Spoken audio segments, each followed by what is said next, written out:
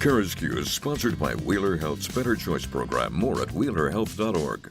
Helping you lead a healthier life. This is CURES. Hi, everyone. Welcome to the CURES Show, where we explore cutting-edge wellness from credible sources.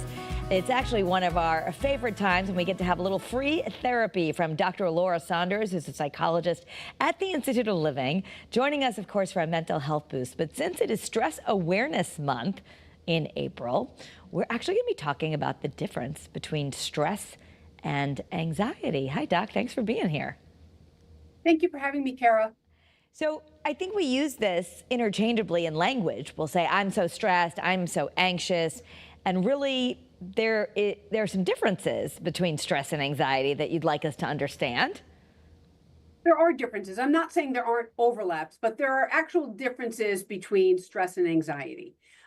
So let's talk about this for a moment. So stress involves a feeling of unease.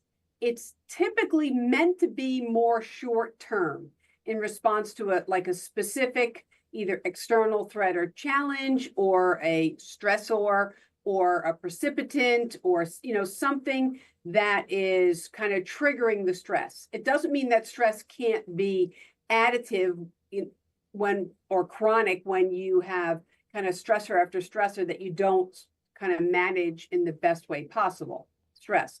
Anxiety doesn't necessarily need to have a precipitant or a stressor. It's a little bit more what we call generalized. There are people that just sort of run anxious, like they just feel kind of anxious and on edge a lot of the time. It's more persistent and excessive worries. And as I said, it typically doesn't go away in the absence of a stressor or precipitant. Okay, so that might be something to ask ourselves. If there is no stressor and we're feeling stressed, that might be more anxiety. Yes, especially when it kind of persists for a longer period of time. What you do kind of want to see with stress is like, okay, you're at work, you just had a kind of a new project put in your desk, boom, like your stress increases, right? Something happens with one of your kids, they forget their homework, and then they forgot their lunch, and you kind of have to run it to them, and so those are like stressors, like they're very kind of easier to define. Now, when stress becomes more chronic, you do need to take the time to say, what are actually the stressors that are affecting me? Like sometimes I think when it runs together or when it's more additive, you forget what the actual stressors are because you just sort of run ragged. And for the most part, anxiety is different. Anxiety is a little bit more general, and I think I always say people carry anxiety in those situations. Okay, so we're going to get into the 5 R's of stress management, but would we want to think about this, that stress is more external, anxiety is more internal, like there's stuff happening that's causing us to feel stress, versus anxiety is just our kind of state, and we might be suffering from maybe an anxiety disorder, or it's something that's always with us? I like that designation. What I don't want people to get caught up in, though, is that stress can't then be internalized, right? When you run sort of in a chronic state of, deadline to project to, all the stuff that go on with your kids and their schedules, and like it can easily blend into anxiety. But yes, I do think, anxiety tends to be a bit more overarching, and you kind of run more anxious. So fair to say that God bless you. Fair to say that the way that we would treat them or take care of ourselves might have some overlap when we talk about the 5 R's of stress management. It also can help with anxiety. Yes. So this is where the big overlap when we talk about stress and anxiety actually is in the symptoms. So in the symptoms, like when someone has higher or more chronic stress levels, it's not all that dissimilar to anxiety. You can have headaches, you can have muscle tension, you can have stomach aches, digestive issues. You can also have some emotional and behavioral changes. You can experience irritability, kind of anxious, more kind of jumpy mood, difficulty concentrating, and the big whammy for a lot of folks, which is sleep difficulties. Yeah, I mean, for sure. So let's talk about ways that we can maybe get a handle on this. Number one, you've got these 5 R's. So the first R is rethink your situation. So part of the rethinking and rethinking your situation is, what is it that's affecting me right now, right? What is the stressor? And try to identify it. Is it, you have a busy day, you have things going on after work, you forgot to, go grocery shopping, so there's nothing for dinner. Like, so when you start to feel that response, it's like a stress response. You start to feel that response, you rethink, like, what is it? Take some perspective. It's like, I can go to the grocery store right after work. I don't have to, worry about it right now. I don't have to kind of stress myself. So it's kind of sort of start with rethinking your situation. Number 2, relax. And you say, take time to ground yourself. That's talked about a lot, especially in maybe a spiritual context, or people hear the word grounding. What does it really mean to ground ourselves? So what I like to also emphasize about this point is that telling someone who is stressed out to just relax is never helpful. So when I say relax, it's more like a command that you have to give yourself. It's like, okay, I need to relax right now. What do I need to do? I need to slow down my breathing. I need to do, a grounding exercise. The grounding exercise that's so easy to remember is like the 5 senses. What do I see? What do I see? What do I hear? What do I feel? What do I taste? I always forget the 5th sense. So it's doing something to slow your mind down, slow your breathing down, take time to kind of ground yourself in the moment. You can do a grounding walk, right? You can be going for a walk and not shooting from one place to another, but saying, I feel the pavement under my feet. I feel the crispness of the air. I feel the sun being out, I see the grass is starting to turn green, right? So you can do a grounding or mindful walk. You can do things to sort of help yourself relax. I mean, I'm thinking when something happens in the middle of the day, you're at school or you're at work, maybe you can't even get outside, but even just taking a grounding walk to the copier, feeling your feet on the ground, or going to the bathroom and washing your hands and really feeling the water, this can help regulate us. Absolutely. Right. Well, what we say sometimes is move a muscle, change your mood. So if you're just, you're sitting at your desk, or you're in your house, you're in your kitchen, and you're just at the kitchen table, and you're just kind of like stressing over things, you get up, you go to another place in the house, you go outside, you feel the coolness of the air, you look at the sun, you look at the sky, you sort of ground yourself, and then you kind of use it as a kind of a reset. So there's all different ways to do it, but generally it's helpful when you're trying to kind of use this sort of relax mantra, is to change your space. I'm not talking about going far away. You can just leave the room that you're in and sort of use it as a reset. Okay. And the next R is release. So part of taking a walk, I guess, is we're releasing. Taking a walk is a great release. Sometimes talking to someone is a release. I've been writing lists ad nauseum these days as a way to deal with my stressors. So, right, it could be a release, could be writing it down, so I don't have to hold it in my head, because then I can write it down and then I can cross it off. So talking to someone, writing it down, it honestly all starts with the identification. It's like, okay, what are the stressors that I have today? I know it's A and B and C. All right, I know what my stressors are. So then that gives me an opportunity to say, okay, again, we go to rethink and relax. But in the release, it's like, okay, there's nothing I can do about this right now. I'm gonna talk to my coworker about this stressor at work that I'm fretting about, or I'm going to maybe just go outside for 10 or 15 minutes, go for a small walk, clear your mind, and then kind of come back. So you find ways to release it. I mean, gosh, sometimes I doodle in meetings. I just doodle on a piece of paper. Or I color things in. That's off a way to release. You don't even have to do big things to release. You can do little things as a way to release. Okay. And reduce. find the number of intensities and stressors in your life, maybe make a list like you're doing, like actually write down, I call them my energy drains, but what's draining you, so that maybe you could pick a couple of them and find a way to reorganize. Right. I mean, I like to be really practical about this. And so when I say reduce stressors, that doesn't mean like leave your family and go away for 2 weeks. I mean, that's just not going to happen. So when we talk about reducing stressors, it's like, what's one thing I can take off my plate in the next hour? What's one thing I can do today to help, take a stressor away? So trying to, what's one thing I can delegate to someone else, my friend, my coworker, my spouse. So what's one thing I can do to reduce the stressors that I have and not feel like you have to take it all on and manage it all, because that feeling is just overwhelming. Yeah.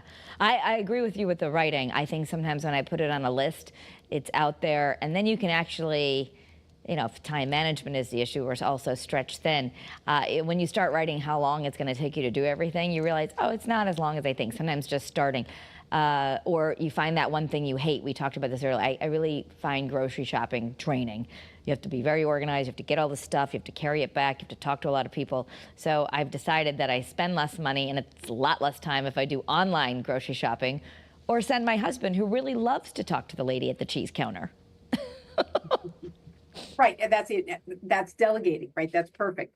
Right. I actually love lists also, because sometimes I'll write down like, not just the bigger things I have to do, but the really small things I have to do, because they're really easy to sort of get done. I did one thing. I had something on my list. I've been writing now. I'm really into lists. My list for the week of the bigger things, and then my list for the day. And I want, I had 10 minutes before we started this podcast. I'm like, oh, I'm going to check one thing off my list. I had to make a phone call. I had to do one thing. And so sometimes I write the smaller things on my list, because it's that feeling of satisfaction, like, zoop, it's off my list. Yeah, no, me too. I love that. I love crossing through it. I know some people like to make all pretty lists. Mine are a mess, but I do like crossing it off. So reorganizing, that is the final R, and that's kind of what we're talking about. In a lot of houses, women are doing more. That's just the way it is. But maybe, are you asking for help? Are you leaning on your kids? Are you, if you have teens, did you ask them, can they start doing their laundry? Or, when someone's saying, can you pick up this? Can you do that? Is that really so necessary that you get it now? Right. So that's, part of the reducing stressors is reorganizing. And sometimes reorganizing means your priorities and your responsibilities. And I know that I can say it sounds very simple, just reorganize your priorities. I recognize that it can be a monumental task. However, we have to start somewhere, right? When people take on so much stress, and we all know those individuals, friends and family, coworkers who, are just not good about doling out any responsibilities. They want to sort of hold on to themselves because they want to do it perfectly, or they want to have control, whatever the underlying issues are. However, stress that's chronic and additive affects your health. So this is really things that you need to do to improve the quality of your health.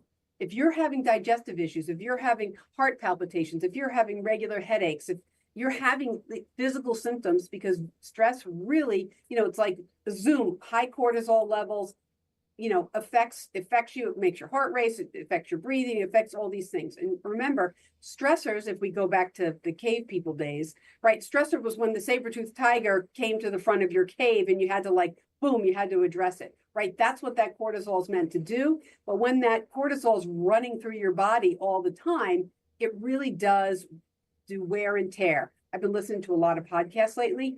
And there was, one of them recently really talked about the physical effects of stress. Yeah. And it's serious. And we really do need to kind of reorganize things so that we can start to move things off of our list or off of our plate. Well, so many times people think it's just a phase in my life, once my kids are grown, or once this happens, or I have no control over the stress. That's really not a true story we tell ourselves, right? And by taking some control, we're already making a dent in the stress. Right. So you can say, well, my kids will be out of the house soon. Well, that might be, 1, 3, 5 years, right? I mean, and even let me tell you, even when they're out of the house, there's a different set of stressors. So it is, kind of using a strategy around how to kind of reorganize and reprioritize some of the different things going on in your life so you can better manage as stressors come to you. How are you going to then manage them? So, I love little rubrics, which is why I always have, I share a lot of these.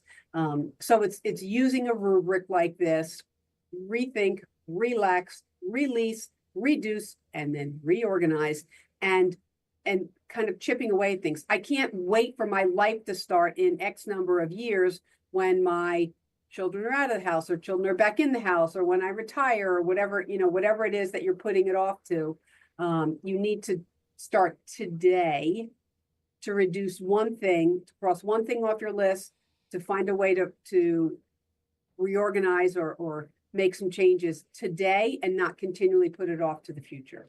I love your rule also, as we try to get our head around this, just the 5 by 5 rule. It's pretty straightforward, and it means that if it's not going to affect you in 5 years, don't spend 5 minutes stressing about it.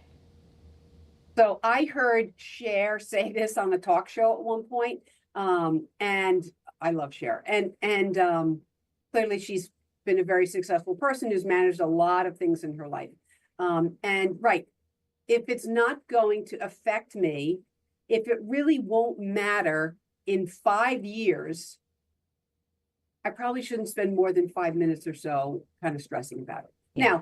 Now, we need to work, we need to manage our children, and but when you break it down to the little things, whether we have leftovers again tonight or I make a brand new meal for dinner, is it really going to matter in 5 years? It's definitely not, because I won't remember.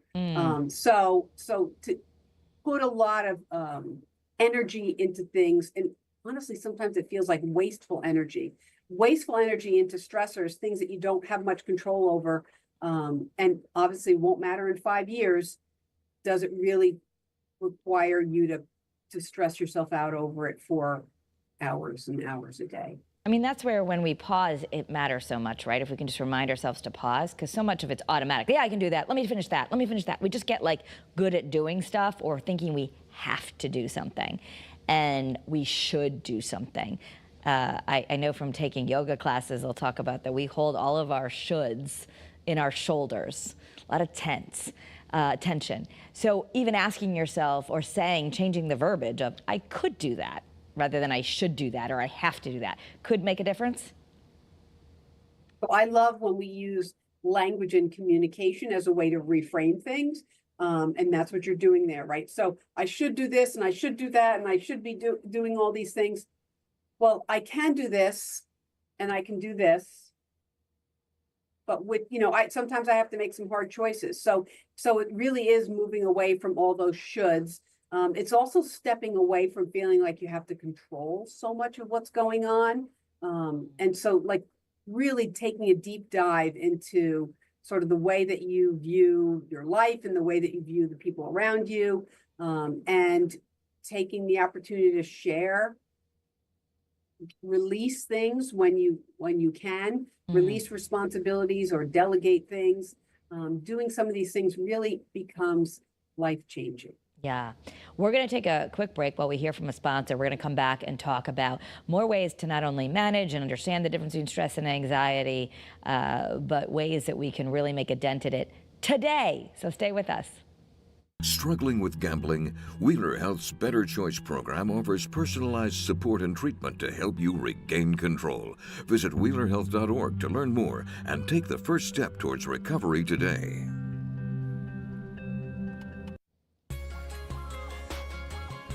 Okay, so, I love free therapy with Dr. Laura Saunders. I told her that because, I'll use myself as an example. I guess stress versus anxiety. This morning, I was just driving to work. It's always a little stressful getting out of the house, but, driving to work. And I get a call from my daughter. She's crying hysterically. She got into a car accident. So thankfully, she was okay. but I turned immediately, I mean, you're just flooded, right? And I thinking all these things, I'm gonna be late for work, I might miss my show, I might this, but I have to turn around because I gotta go deal with this.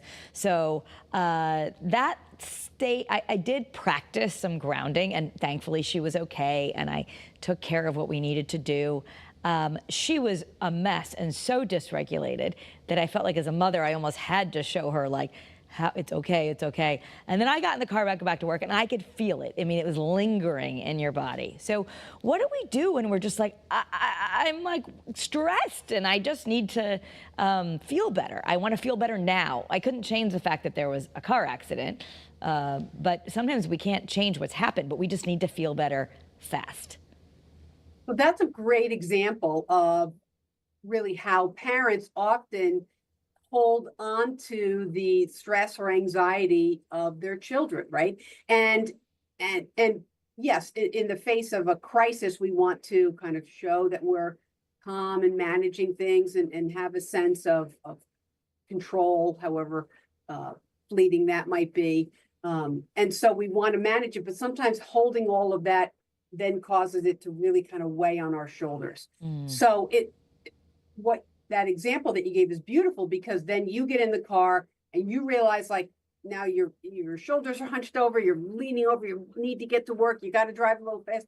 You realize like how you just embodied all that stress. And so it's those opportunities to say, she's okay, we can fix this, we're gonna address this issue.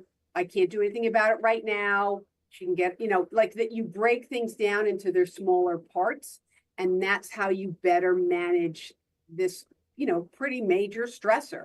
And it is that way for a lot of different things, but it really starts with identifying what's going on. It's like, okay, I feel like, I'm driving, I feel like my shoulders are up by my ears and I'm hunched over the wheel. And now, I'm thinking about things, and now I missed my exit, right? And you realize like just how things sort of cascade.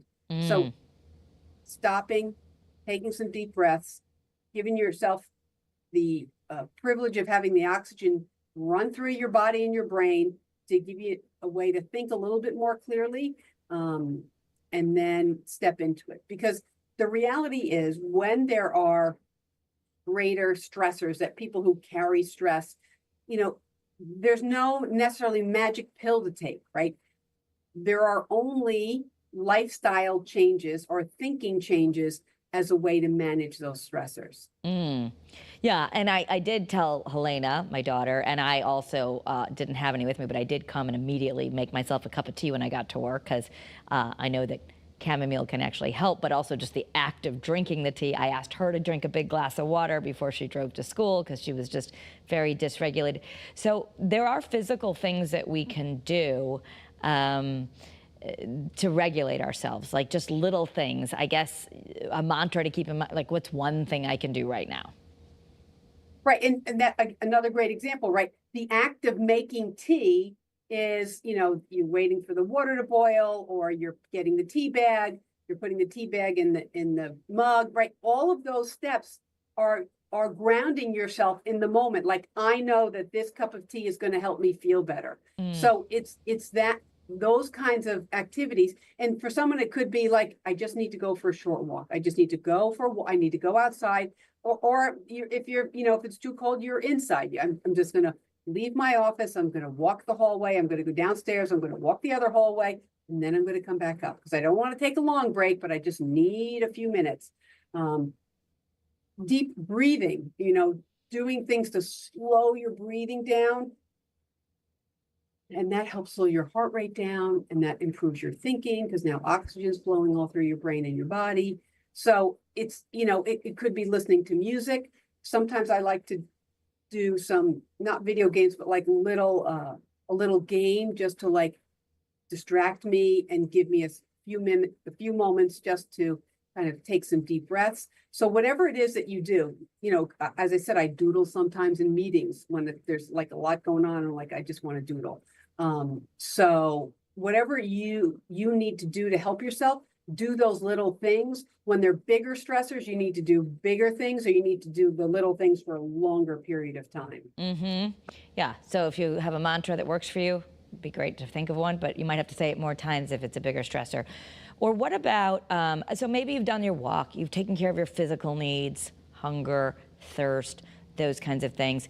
If this is really chronic, do some people just need medication or need something because their brain just stays in a stressed out way, or maybe they've survived childhood trauma and they're always finding themselves overreacting or extra sensitive?